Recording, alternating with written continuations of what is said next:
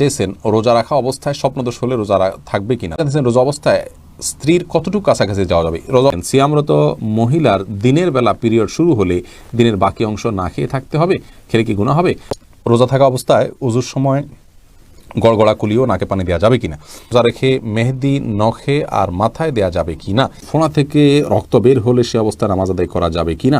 আমি 8 সপ্তাহ প্রেগনেন্ট, আমার একটু একটু করে রক্ত হচ্ছে, এখন আমি রোজা রাখতে পারছি না, আমার করণীয় কি? প্রথম, গত বছরের রোজা এখনও কাজা রয়েছে, এখন আমার কি করা উচিত? অবশ্যই রোজা থাকা অবস্থায় হাতের বা পায়ের নখ কাটা যাবে কিনা। কেউ যদি ফরজ সালাত আদায় না করে রোজা রাখে, তার রোজা রাখার যৌক্তিকতা কতটুকু? রোজা অবস্থায় আতর বা পারফিউম করার বিধান কি? উত্তর হলো জায়েজ। রোজা রেখে নাক বা কানের ড্রপ ব্যবহার করা যাবে কিনা, পরবর্তী 9 মাসের সময় রোজা না রাখলে গুনাহগার হবে কিনা, রোজা রেখে কি রক্তদান করা যাবে, রোজা রেখে অহেতুক কথা বললে কোনো সমস্যা হবে কিনা, আমি গর্ভবতী, আমার বমি হয়, মাথা ঘুরে, তাহলে আমার রোজার বিধান কি? যদি রোজা রেখে ঠোঁটে পেট্রোলিয়াম জেলি ব্যবহার করা যাবে কিনা, রোজা থাকা অবস্থায় ওযুর সময় গড়গড়া কুলিও নাকে পানি দেওয়া যাবে কিনা। ভাই বখতিয়ার, খুবই গুরুত্বপূর্ণ একটা প্রশ্ন আপনি করেছেন। রোজা অবস্থায় ওযুর সময় গড়গড়া করা, কুলি করা, নাকে পানি দেওয়া, এগুলোর ব্যাপারে ইসলামের শরিয়া দৃষ্টিভঙ্গি হলো যে নাকে পানি দেওয়া যাবে, খুব বেশি টান দেওয়া যাবে না জোর করে, আর গড়গড়া কুলি করবেন, কিন্তু খুব বেশি গলার ভিতরে নিয়ে গড়গড়া করবেন না। কারণ নবী সাল্লাল্লাহু আলাইহি ওয়াসাল্লাম বলেছেন যে ওয়া মাদমিদ ইল্লা আন তাকুনা সাইমান, তুমি গড়গড়া করেই কুলি করবে, কিন্তু রোজাদার হলে তখন করবে না, যেহেতু তোমার ভেতরে গলার ভেতরে পানি চলে যাওয়ার ভয় আছে, চলে গেলে সেক্ষেত্রে রোজা ভঙ্গ হয়ে যাবে। অতএব গড়গড়া করা রোজা অবস্থাতে অনুচিত, খুব গভীর গড়গড়া করা। ইসলাম জানতে চেয়েছেন ফোঁড়া থেকে রক্ত বের হলে সে অবস্থায় নামাজ আদায় করা যাবে কিনা।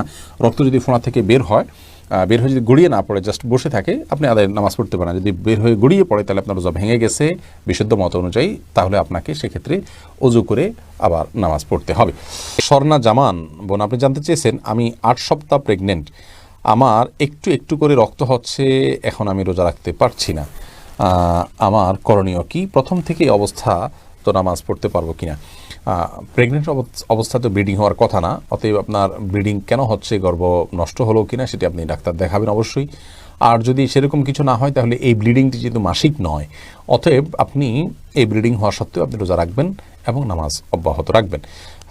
লুৎফুন নেসা জানতে চেয়েছেন আমার গত বছরের রোজা এখনও কাজা রয়েছে, এখন আমার কি করা উচিত? অবশ্যই আপনি রমজানের ফরজ রোজাগুলো আগে রাখবেন, রাখার পর আপনি রমজান শেষ হওয়ার পর খুব দ্রুততার সাথে আগের রোজাগুলো রেখে ফেলবেন। আপনার উচিত ছিল এই রমজান শুরু হওয়ার আগেই সেই কাজা রোজাগুলো রেখে ফেলা। আহমেদ শাহাদাত জানতে চেয়েছেন রোজা থাকা অবস্থায় হাতের বা পায়ের নখ কাটা যাবে কিনা। উত্তর কাটা যাবে, কোনো অসুবিধা, রোজা রেখে হাত পা নখ কাটা যাবে, এর সাথে রোজা ভঙ্গের কোনো সম্পর্ক নেই।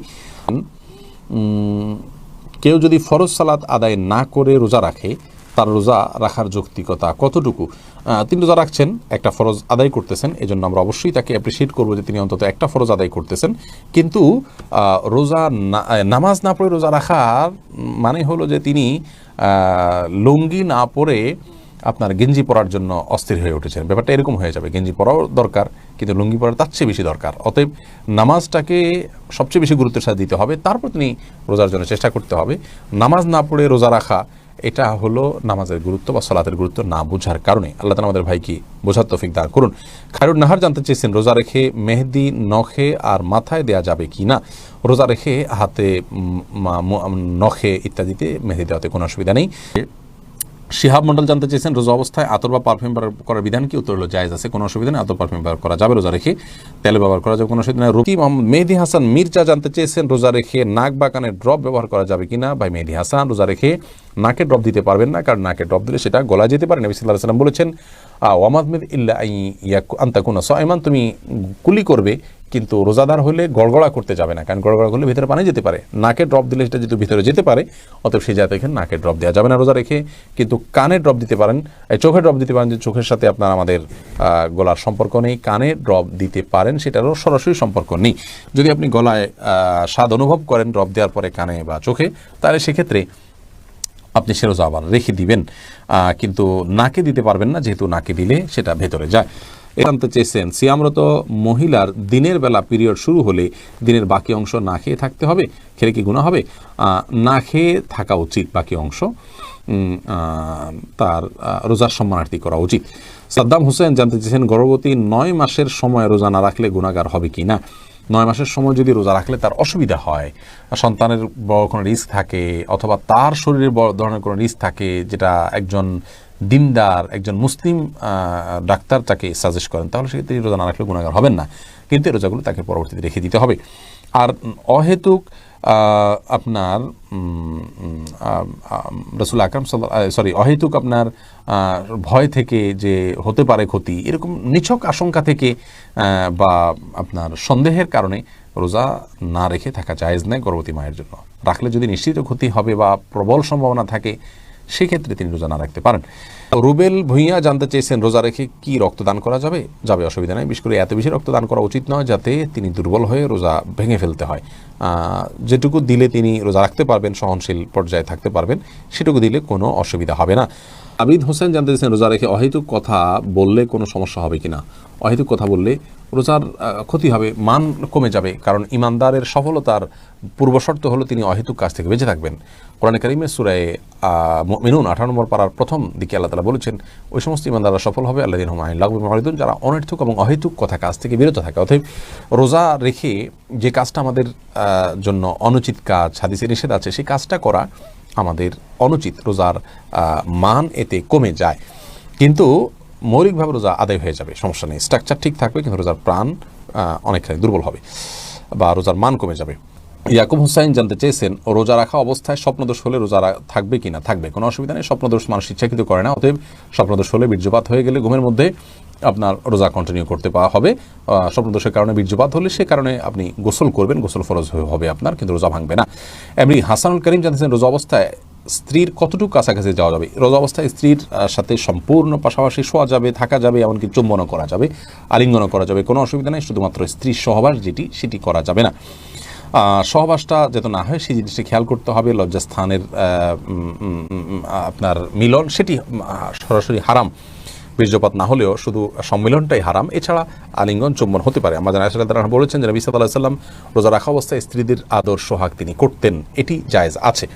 তবে কেউ যদি সেটি করতে গেলে নিজেকে নিয়ন্ত্রণ করতে পারবেন না এমন আশঙ্কা হয়, তাহলে তার জন্য এটি করা জায়েজ নাই। ত্রিহান আপনি আইডি থেকে জানতে চাইছেন, আমি গর্ভবতী, আমার বমি হয়, মাথা ঘুরে, তাহলে আমার রোজার বিধান কি? যদি বমি হয় এতে রোজা ভাঙবে না, ইচ্ছাকৃত বমি না করলে রোজা ভাঙবে না। হাদিসে আসলে নবী সাল্লাল্লাহু আলাইহি ওয়াসাল্লাম বলেছেন, যে ব্যক্তির বমি হয় তার রোজা ভাঙবে না, যে ইচ্ছাকৃত বমি করে হাত দিয়ে বা বের করে তার রোজা ভাঙবে। আর যদি বমি হওয়ার পর কিছু আপনি গিলে ফেলেন তার কারণে রোজা ভাঙবে, কিন্তু এমনি বমি হলে রোজা ভাঙবে না। মাথা ঘুরে বমি হয়, তারপর কষ্ট করে আপনার রোজা রাখা উচিত, এটা ফরজ রোজা, এখানে কার্পণ্য করা উচিত নয় এবং ত্রুটি করা উচিত নয়। আল্লাহ আমাদের তৌফিক দান করুন। রোজা রেখে ঠোঁটে পেট্রোলিয়াম জেলি ব্যবহার করা যাবে কিনা? ঠোঁটে যদি খুব বেশি ফেটে যায়, খুব বেশি বিরক্তির কারণ হয়, তাহলে হালকা করে দিতে পারেন, কিন্তু আপনার একান্ত যদি ঠোঁট না ফাটে বা খুব বেশি কষ্ট না হয়, তাহলে পেট্রোলিয়াম জেলি ঠোঁটে ব্যবহার খুব বেশি করে করলে আপনার সেটি আমাদের থুতুর সাথে ভেতরে যাবে, সে আশঙ্কা আছে। এই জায়গা থেকে এটি করা অনুচিত এবং অনুত্তম এবং করা যাবে না। হাসানুল করিম জানতেছেন, রোজা অবস্থায় স্ত্রীর কতটুকু কাছাকাছি যাওয়া যাবে? রোজা অবস্থায় স্ত্রীর সাথে সম্পূর্ণ পাশাপাশি শোয়া যাবে, থাকা যাবে, এমনকি চুম্বনও করা যাবে, আলিঙ্গনও করা যাবে, কোনো অসুবিধা নেই। শুধুমাত্র স্ত্রীর সহবাস সেটি করা যাবে না। সহবাসটা যাতে না হয় সেই জিনিসটা খেয়াল করতে হবে। লজ্জাস্থানের আপনার মিলন সেটি সরাসরি হারাম, বীর্যপাত না হলেও শুধু সম্মিলনটাই হারাম, এছাড়া আলিঙ্গন চুম্বন হতে পারে। আমাদের আয়েশা রাদিয়াল্লাহু আনহা বলেছেন যে নবী সাল্লাল্লাহু আলাইহি ওয়াসাল্লাম রোজা রাখা অবস্থায় স্ত্রীদের আদর সোহাগ তিনি করতেন, এটি জায়েজ আছে।